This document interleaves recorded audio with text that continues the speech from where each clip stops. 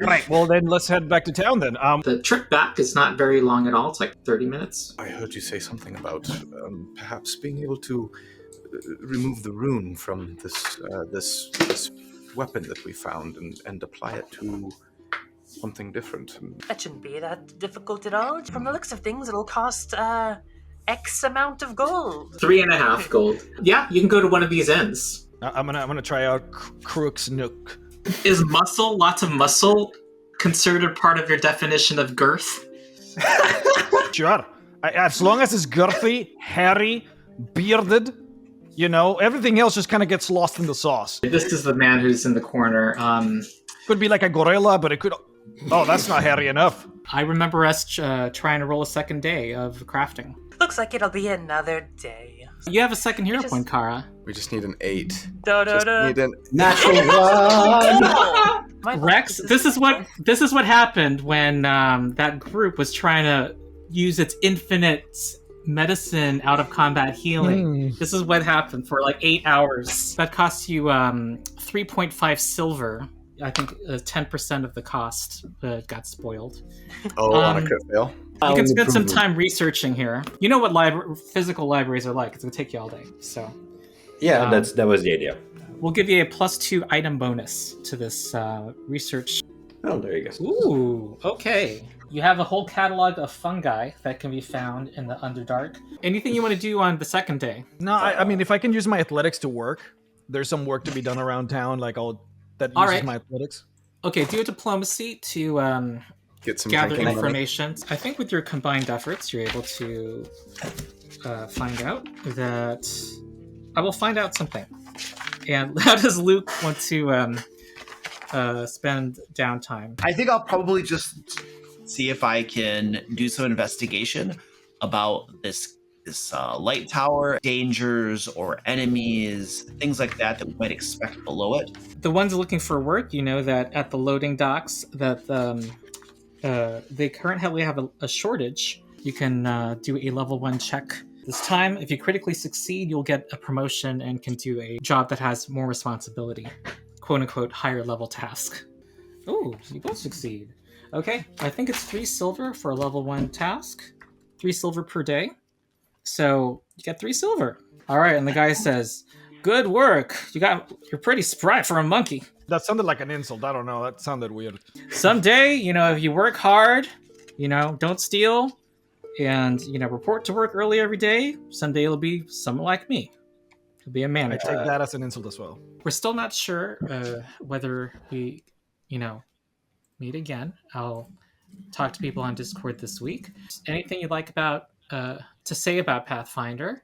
Today's session was primarily downtime focused for a variety of different groups. They go by it faster or slower based on how the DM tends to run it. Ronald, do you want to go into more individually precise things for all of our characters? And I try to figure out the preferences of the group.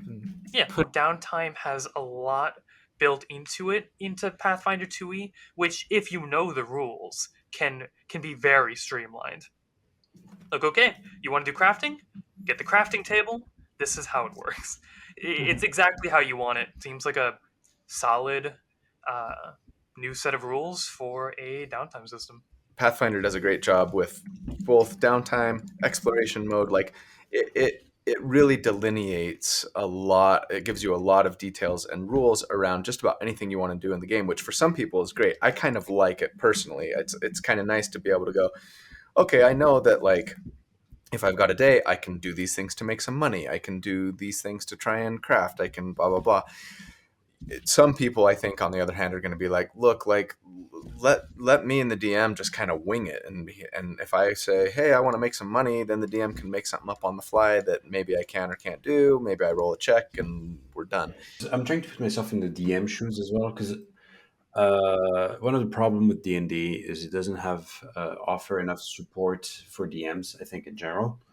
There's a lot of player options. But for GMs, life is a bit more complicated, especially when you look at stuff like the recent Spelljammer, for example, which was, a book about space travel without rules for space travel. which is an interesting decision. Anyway, after shitting on Wizards of the Coast, I shall now praise Pathfinder as I. And there's a free Happening a lot advertising. these days. That's happening a lot. Yeah. I'm noticing a pattern as well. I mean, No, and honestly, I it's- think it's called for. A big company feels like they have their market in the bag. The thing is, like, I don't feel Yeah. bad for shitting on WotC because they make a lot of money, and it's not like I'm shitting on a person. You know, it's a company, so it's not Yeah. like an individual. But yeah, and so like Pathfinder having all the rules for like the DMs to help them, I think is good. It feels like it might be too much for a DM. Like like D&D is on the one end is like not enough, and like Pathfinder will go like way to the other end where it's like way too much rules to follow. That might be something. I would have to DM a game of Pathfinder, I think, to make my own opinion on this. It's just like from what I've seen of you, ruling, and you certainly have experience with the game. Oh yeah, and what I just discovered now, like holding initiative, like or however you said, like remove yourself from initiative and then take it Delay. after. Delay initiative. Sorry, that seems pretty cool. That's a nice, nifty little rule right there. I never knew existed. But does it actually curiosity role question? Does it like if you delay your initiative, is it like permanently for the rest of the combat, or is it just that turn? Wherever you jump back in, that's where you are in the initiative at that point. Okay, and you'll remain there for the rest of the combat. Yeah. Oh, okay. And you also it's not cannot as use good any as I thought. reactions while you're delaying. Okay, so it's not as good as I thought. It seemed a bit too good, but then it makes sense. Okay. That's cool. But yeah, no, I mean, otherwise, been enjoying the game, and I've been having fun. So yeah. Mm-hmm. I like that there's Good rules vibes that all a around. GM could, it's not mandatory that you use all the rules, but the tools are there. If, there's a group that, where somebody wants to say, I want to do something that is actually going to break the economic system, over their downtime, here's something you can point to and say no, or here's a system to let you use your time in a way that's going to, be appropriate for your level, that has pluses and minuses, and it's optional. For the GM. I can see it, but I think on average it's better to have the rules there than not have them. Probably. I really appreciate that there's rules for downtime, and those rules are very like specific. I like that you can go to work and there's help for the DM as to like what that means, how much money you're earning, and that money scales by level. I like that there's that option. I mean, obviously, like you can choose to just disregard it and just kind of like do whatever, right? But the fact that it exists and you can find that information makes life, I feel like, a lot easier. And I haven't DM'd Pathfinder, but that's something that I always struggled with downtime in D&D because there's no guidance really. It's all kind of just ethereal, which I think works in some ways in D&D, and then in others it just makes it hard. There's a bit in Xanathar, but not much. Yeah. I'm looking at Xanathar's. I see some things like crafting and pit fighting, but I don't see work. Xanathar's has a lot of stuff in it. Some of it is broken and unbalanced. For instance, buying magic items. So it's not well designed. And what's interesting too is that Pathfinder 2nd edition designed the downtime as part of the core rule set. It's all right in there. D&D 5th edition had it as an afterthought, like 5+ years after the game system was released. So I don't know. It doesn't seem to be super well integrated. And specifically that there's no prices for magic items. Like, where are you going to get the gold for? Yeah, and the crazy thing is because the D&D 5th edition's economy is so broken and stupid, the prices that are in Xanathar's for magic items are really, really cheap. Like groups, if you use those downtime rules in Xanathar's, your group is going to be swimming in magic items because you have so much gold and those magic items are so cheap in Xanathar's, you can just buy anything you want almost. So it just shows a lack of, like, the game designers seemed like they didn't acknowledge the broken economy, or they didn't acknowledge there was no playtesting done, or it was just bad game design. You read the rules and you play the game for a while, and it just leaves you wondering, like, what were they thinking? Like, what exactly was going on here? Or maybe I'm the wrong player. Maybe this is made for a totally different person, or we're playing a different game or something. I just feel like the player's handbook and the DMG and Cenithars were just made by different people. Like whatever ideas they had about how the game should be played or what's the structure for like the economy. And I say economy, there's no economy in D&D. It's just all crazy. But like there's no cohesive direction, which is a shame.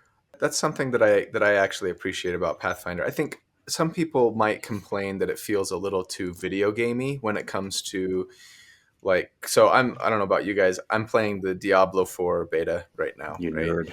And I love that game. I love Blizzard games in general. Whether you do or not is beside the point. But Diablo is very much a go into the dungeon, kill everything, get a bunch of loot, go back to town, like sell all your junk, upgrade your magic items, go back, rinse, repeat, right? And I don't necessarily want to see my TTRPGs played that way. Sometimes it can feel a little too like meta-y to just be like, okay, now that I have the gold, I'm just going to get whatever magic items I want. But at the same time, with D&D, it's almost like there's no guidelines at all. And it's like, well, you might be able to craft magic items or you might be able to buy them. But if you do craft them, maybe you're going to have to go on a special quest to get like a special thing that's going to help you craft this item. Or maybe items aren't for sale in your world. And like, that's fine. Give power to the DM. Great. But with Pathfinder, it's a little more prescriptive, right? And it's just kind of like, okay, at these levels you can get these kind of runes, and you get your striking runes, and you get your da-da-da-da, and then at level 8 now you can add something else that's going to do more of this or more of that, and it's a little easier to work with, or at least it's nice kind of knowing what to expect, almost regardless of the table that you're playing at, unless of course your GM at your Pathfinder table says, okay, we're going to do things a little bit differently. But generally speaking, the book kind of tells you, okay, here's kind of what you can expect, like from magic items and how they're going to affect your power, to the point where they even have the automatic bonus progression chart that I've actually been using in my Pathfinder builds lately to just say, okay, the game actually assumes that you're going to receive like roughly this as far as an increase in your power level due to your magic items. Some people I think might find that overly prescriptive. I kind of like it, at least when I'm trying to like theory craft and crunch numbers, so that I can go, okay, like I know there's kind of an expectation as to what you're going to receive and be able to use from a magic item perspective. I'm definitely one of those people, because I'll be the asterisk and say like I don't like that. If I'm a marshal, then at level 4, like I have to buy the striking rune. There's no, if I don't buy it, it's likely that Ronald is going to go like, hey, you probably should go and buy it. or you should consider this. Yeah. So I would be the type of player. I'd be the type of player that would probably enjoy more having the optional rule where you just get those things, so that then I can just kind of like just do it. But I like that it's there, right? Like the optional rule is there for me, and I can just spend the money in a more natural, like and then I still get to take advantage of the great economy and the prices, and everything is as it should, without feeling like I'm forced to buy the things that the game expects me to have. I'm going to point out that it's not only the numerical improvements that Kobe and Rex are kind of talking about, but special abilities like flying. The fly spell is now a 4th level spell in Pathfinder, and it only has one target, which I think is also true in 5e. You can upcast it for more. But you're not going to find magic items that give you flight until like the party's at least, I don't know, I'm going to say 9th level, 11th level. Yeah, that's a clear oversight on the D&D team to make like the winged boots uncommon item. It's that's the example I was going to say. But I know because like every time I run a one shot, I say like you get like one uncommon item, for example, I specifically ban the winged boots because it's supposed to be a 3rd level spell with concentration, not like an unlimited. But then all you need is a broom of flying, which has the added benefit of not requiring I know. But like as you can imagine, both of them are banned. So you just take that. The fly spell does not let you cast it on multiple people, even at when it's upcast in Pathfinder. It's another example of what I was saying about like what was the design team thinking, like why and where was the playtesting? It's just Well, at a fundamental level, when you analyze different parts of D&D 5th edition, it leads you back to, in some ways, poor game design and or bad playtesting or something, because otherwise, how did we get the game we got, I think it's what you said, Luke, in another one of these conversations, which was that they didn't want to look like 4th edition, and they wanted to keep a lot of things traditional. Like if you look at Force Cage, which comes off as a broken spell in 5e, and you look at the original AD&D books, that's what Force Cage did. I don't think it gave you a saving throw. It's just that I think a lot of the things that were borrowed from the older systems to harken back to a kind of a more in-world, quote-unquote, simulationist, magic is wondrous kind of idea, where not everything's balanced and like 4E was. In the context of 5e, which might be more powerful than it was even in AD&D, because I was telling Rex in our 3-hour chat that I'm now posting comments from, in old school AD&D, magic was much harder to pull off in a number of ways. When you became higher level, the way saving throws worked, every monster had a table that they rolled off of. There was no bonuses, no saving throw bonuses. You just had to roll, like, it just told you the number, some number, like let's say save versus magic is 15, and the monster would roll the die and have to get a 15 or higher. When you become a higher level monster in AD&D, that number gets lower and lower. So when you're facing an ancient worm dragon or but they're actually very likely to resist your spell. And there's also monsters that had spell resistance, that had like a 90% chance of negating your magic also. And you also had to declare that you're casting a spell at the start of the round. And if you got a single point of damage before the magic spell completed, which happened after all of the weapon attacks of that round, then your spell was disrupted. So there are all these things that balance, quote unquote, casters. Having played a magic user for years in junior high in AD&D, yes, that's like giving me like trauma flashbacks of like all of my failed fireballs and lightning bolts. I think what happened was we wanted to give a tribute to older editions, but use modern design and take some things from 3rd edition, 4th edition, and you now have this kind of like mishmash system. So yeah, I mean that's giving them a lot of credit in so much that they intentionally did all of that. Like, did they intentionally make things broken, like the wings of flying and the broom of flying, the boots of flying, wing broom of flying? Like, really, like all of that was an intentional decision, fully eyes wide open, knowing what we're doing. I don't think it was. I think there's a lot of stuff that just they probably were aiming. I'm just saying their overall thinking. That's all. I agree. Their overall and thinking. Some things like those wings of flying should have been eroded in day one. Yeah, there's it should never got through playtesting. That's just ridiculous. It should never been designed that way. It doesn't take a genius to figure that out. But I agree. Your overall thinking is correct. Like they did it. They wanted to swing back from 4th edition back to the earlier days and stuff. But there's a way to do it and not have it be the way it ended up. I guess is the point I'm trying to make. Yeah. I don't know, like my thinking is like in older versions of D&D, especially like you look at 3, magic was way more broken then.